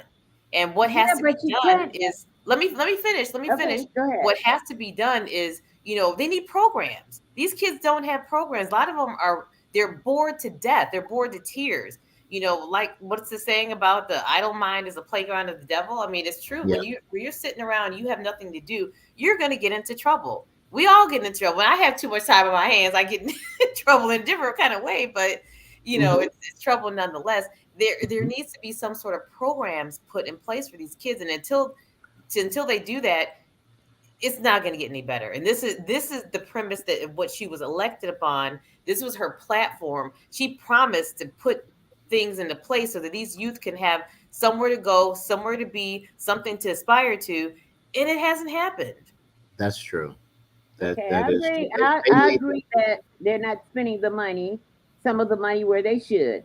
But Mhm. it all boils back to that house where you were raised. It all boils back to that. But that house is gone. There is no house. That house is not gone. That house still stands. I don't Okay. think so. What do you Oh, mean? What do you explain, Lori? The When I the say that house. house is gone, when The I say that that house house is still gone, stands. that family structure is gone. You don't have um two parents household, or you don't even have a single mother that is trying to do all the right things. Mhm. She might be out there trying to date whoever. She might be dating her daughter's boyfriends or something like that. It's just, there's a lot of dysfunction out there, unfortunately, that we True. didn't have back. Not that we didn't have it back in the day, but it's at a higher rate. I mean, look at Maury Povich and Jerry Springer. I mean, that Just stuff doesn't happen in all a the vacuum. crazy. Yeah, Yeah, it's a lot of because crazy stuff happening. a lot of my friends, I'm not, I don't want to say a lot, just going through high school, going through college, and just meeting friends and having a big social circle. There were friends and acquaintances whose background you found out somehow, but yet it didn't really define them, and you somehow found out. You're like, oh, they came from a broken home. The father committed suicide, Mhm. and the mom was barely scraping by. But all you knew of your friend was a student, college scholarship to an HBCU, good person, upward bound, all this stuff, and you're like, wow, like the story of oh my god, my little girlfriend. We used to sell her shoes on Oak Street. She's the wife of George Lucas, Oh, Melanie. Melody Melanie Hobson. Griffith. Yes. Melanie Hobson. Hobson. Yep. Yes. Her background, I was like, her background is what? And she's magnificent. Such, Oh, absolutely I'm oh gonna magnificent. my give you god, a perfect. I'm gonna give you a perfect example Mm-hmm. of a man who was raised by a single parent. Okay? Mm-hmm. His name is Barack Obama. Yeah. Yep. Perfect example. So don't tell me that the fact that house is gone. Okay? Oh, It, I'm not wait, saying that there are it not some depends. exceptions. It depends on that parent. His That mother was parent. also white. It depends on whether it could be a single parent. His mother It was can also be. white, by the way. It doesn't matter. There are. Look at Shaquille O'Neal. His father wasn't there when he was raised. He Yeah. was raised by a And single black I'm not, woman. let me just And look at clarify him. what I'm saying. I'm Okay, not, I'm just. so no, I just need to clarify something. I'm not saying that, a person, just because they grew up in a single, family or a single mother or whatever household, that they're not going to be successful. I'm not saying that. What I'm saying is that specifically in Chicago, a lot of the people that are in some of these neighborhoods, because you have the other problem is that the black middle class has left a lot of the people behind. Most of the black folks that are, middle class, upper middle class, they've moved to the south suburbs. A lot of them have moved far west, Naperville. They moved out of state. So basically, what's left behind is you have an impoverished community in a lot of cases, and with a lot of kids that don't have any sort of a structure. That's what I'm talking about. So it's not necessarily the fact that it's a single mom. It's a lack of of a support. Motivation. Yeah, and motivation. Absolutely. Katie, what I will say to both of your points is that there is, especially to your point, Lorie, about what has changed. What has changed? I'm my dad passed when I was really really young, and then my mom got married to my sister's dad, and then they divorced. And so for the most part, I was raised under a single mom. My single mom was a nurse. She made very good money, and then she said, "You know what? I want to do something else." So she went part time, still making good money, and then she said, "I want to be a social worker." So she got a bachelor's in social work, and then she got her master's at George Williams in social work. So I had a role model, and I had a single mom that was doing things and showing me, "Hey, we may be, I mean, we weren't lower income, but still, we didn't have everything that we wanted. But I had a role model, and I think it's what what these things, whatever your circumstance, is how you make of it. And I see a lot of laziness in a lot of young moms. To your point, Lorie, about how things are now, and yeah. And, So and another thing you uh-huh. just said. Hmm. You just said you had a mom who was a role model. You see, it is important that our children, when they grow up, they see parents going to work, Yep, not that's true. dad sitting up playing. What's the name of those games they play? I don't Video. know. You Uh-huh. know what I'm talking about. They have Everybody. those All the uh, gamers and gaming and stuff like that. gamers. Yep. Hmm. I mean, they get up in the morning. What? They go to McDonald's. They get a cup of coffee. They come back, plop down on the sofa, and they play games all day. No, most of them sit home and smoke weed And and play smoke. games. I was just going to say. Yeah, that's the combination. They do Right, that, and they play on the whatever. games all But day. it's important that children see parents setting an example for them, and they Doing. need to see a father that goes to work. They Mhm. need to see a mother that goes to work. They need And here's the other thing, and not necessarily a mother and father. And here's the problem with the quote unquote hood. Yeah, I don't even want to call it the hood, but we'll just, for lack of a better word, is that oftentimes you don't even have other examples of people. So even if your parents are not, you don't see them going to work, but at least if you see your neighbor that's happens to be, a computer programmer or something like that, Hmm. and you're engaging with them, you can find out a little bit more information about it and maybe, be inspired to do something. But if you don't see that in your environment, Yeah. then there Everybody's you just kind go. of walking Right. around. I agree. yeah, I what do think you do? I thank God. Now my dad passed away, and my sister's dad went away. I thank God for my grandparents, and my grandfather was the epitome of I guess I want to say a Renaissance man.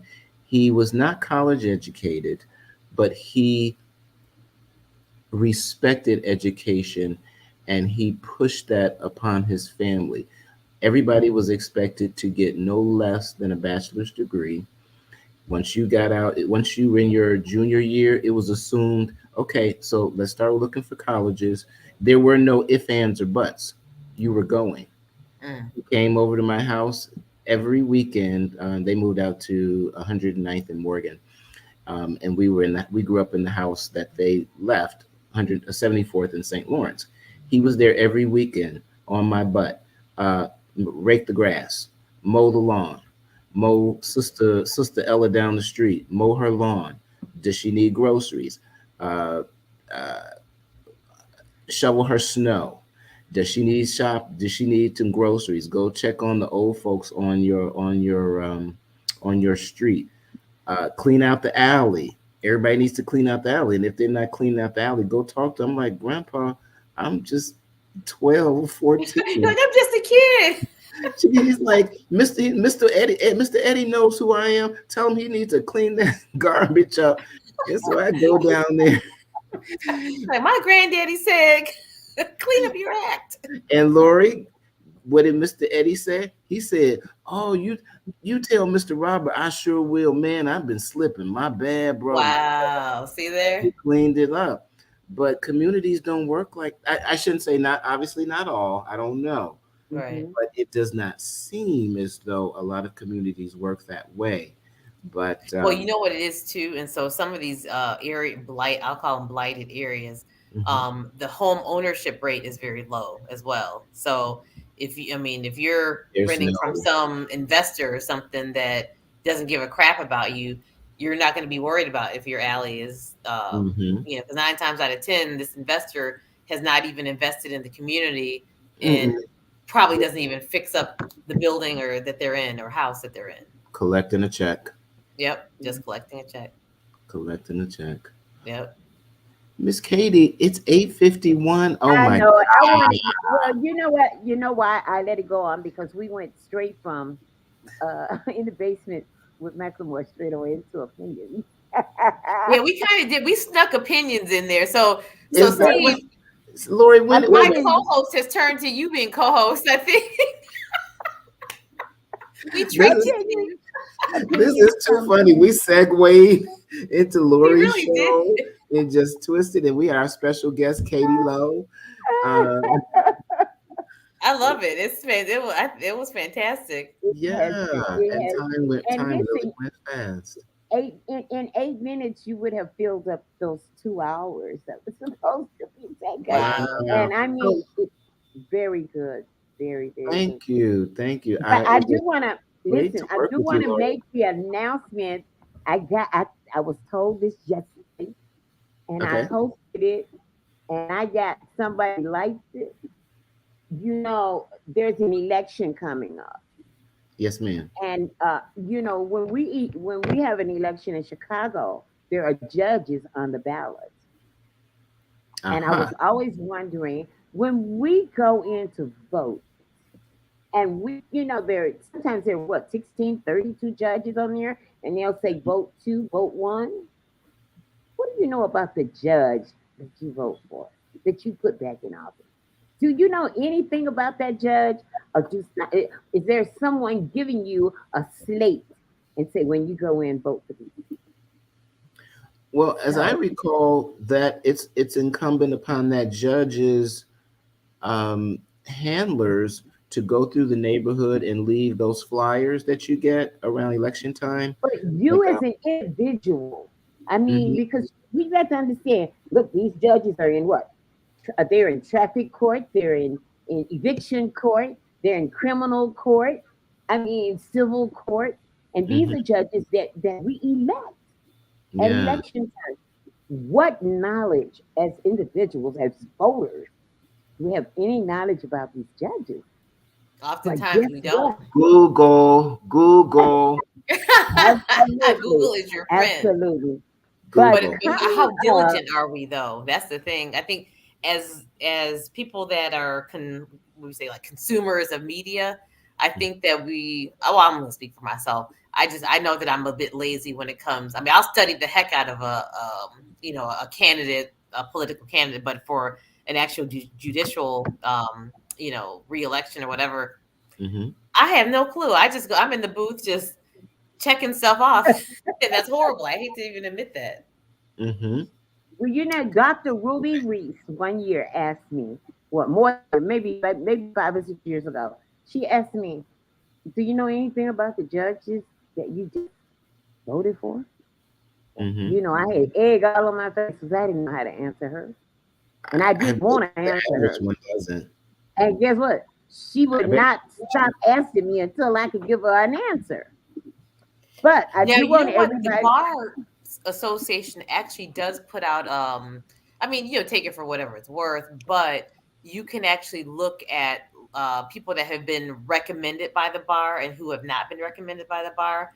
I mean, it's not going to be the end all be all, but that might be a way, a place to start as far as research is concerned. Mm-hmm. Okay, but I want everybody to know that on May 23rd, which is on a Monday, Next Lorie has Monday. scored an interview with Judge Maria Not M. judge, attorney. Attorney, I'm Yep. sorry, Attorney Maria M. Barlow, who is running for Cook County Judge. So everybody, you must tune in May 23rd May at 23rd. Yep. May 23rd at Yeah. 7:10 p.m. So listen, so we can learn about the people that we elect. And I want you to know that she's a sister. I want you to Congratulations. know that she's a sister. So I want everybody to tune in and listen to her story. Yes, ma'am. Okay? It's And May Lorie, 23rd. What time? congratulations. What time? May, Seven- May 23rd, 7 p.m. 7 p.m. May Yep. 23rd. Okay. Yeah. It'll be just the regular time for opinions.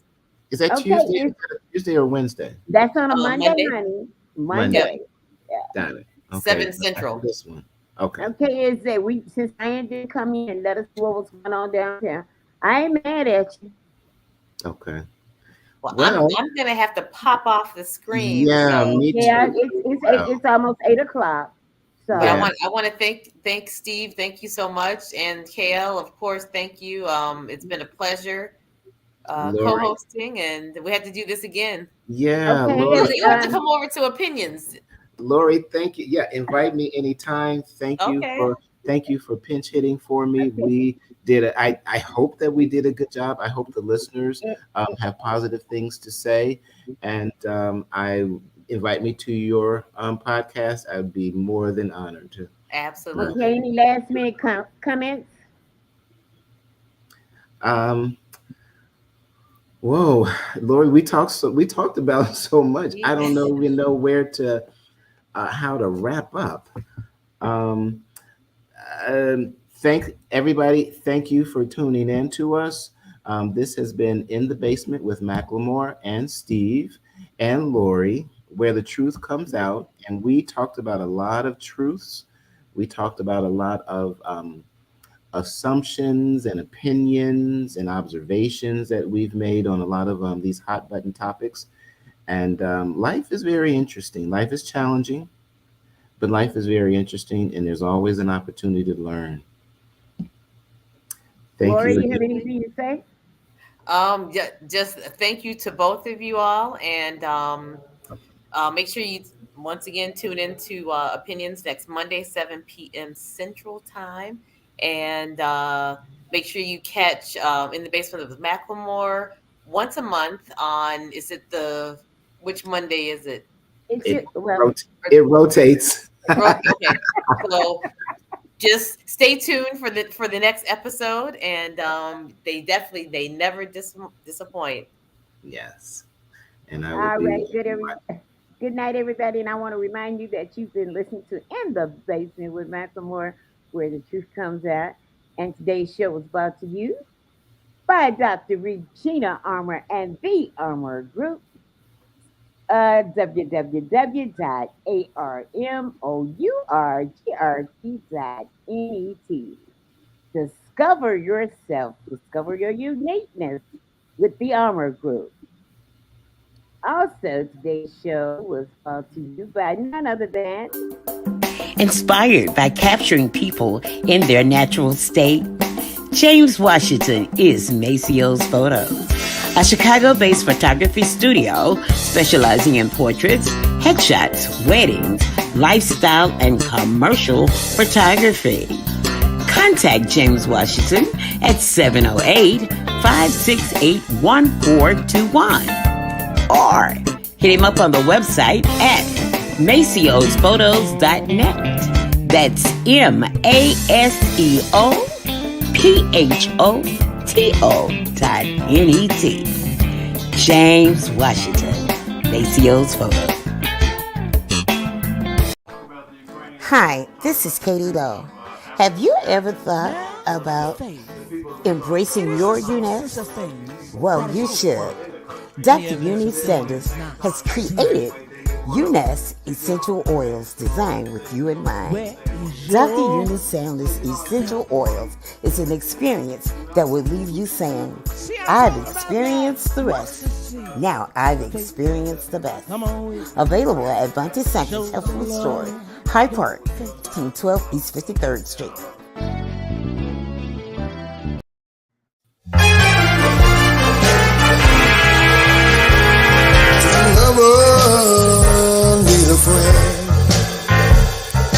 Someone to lend an ear. Are you having a cloudy day? Has it rained on your parade?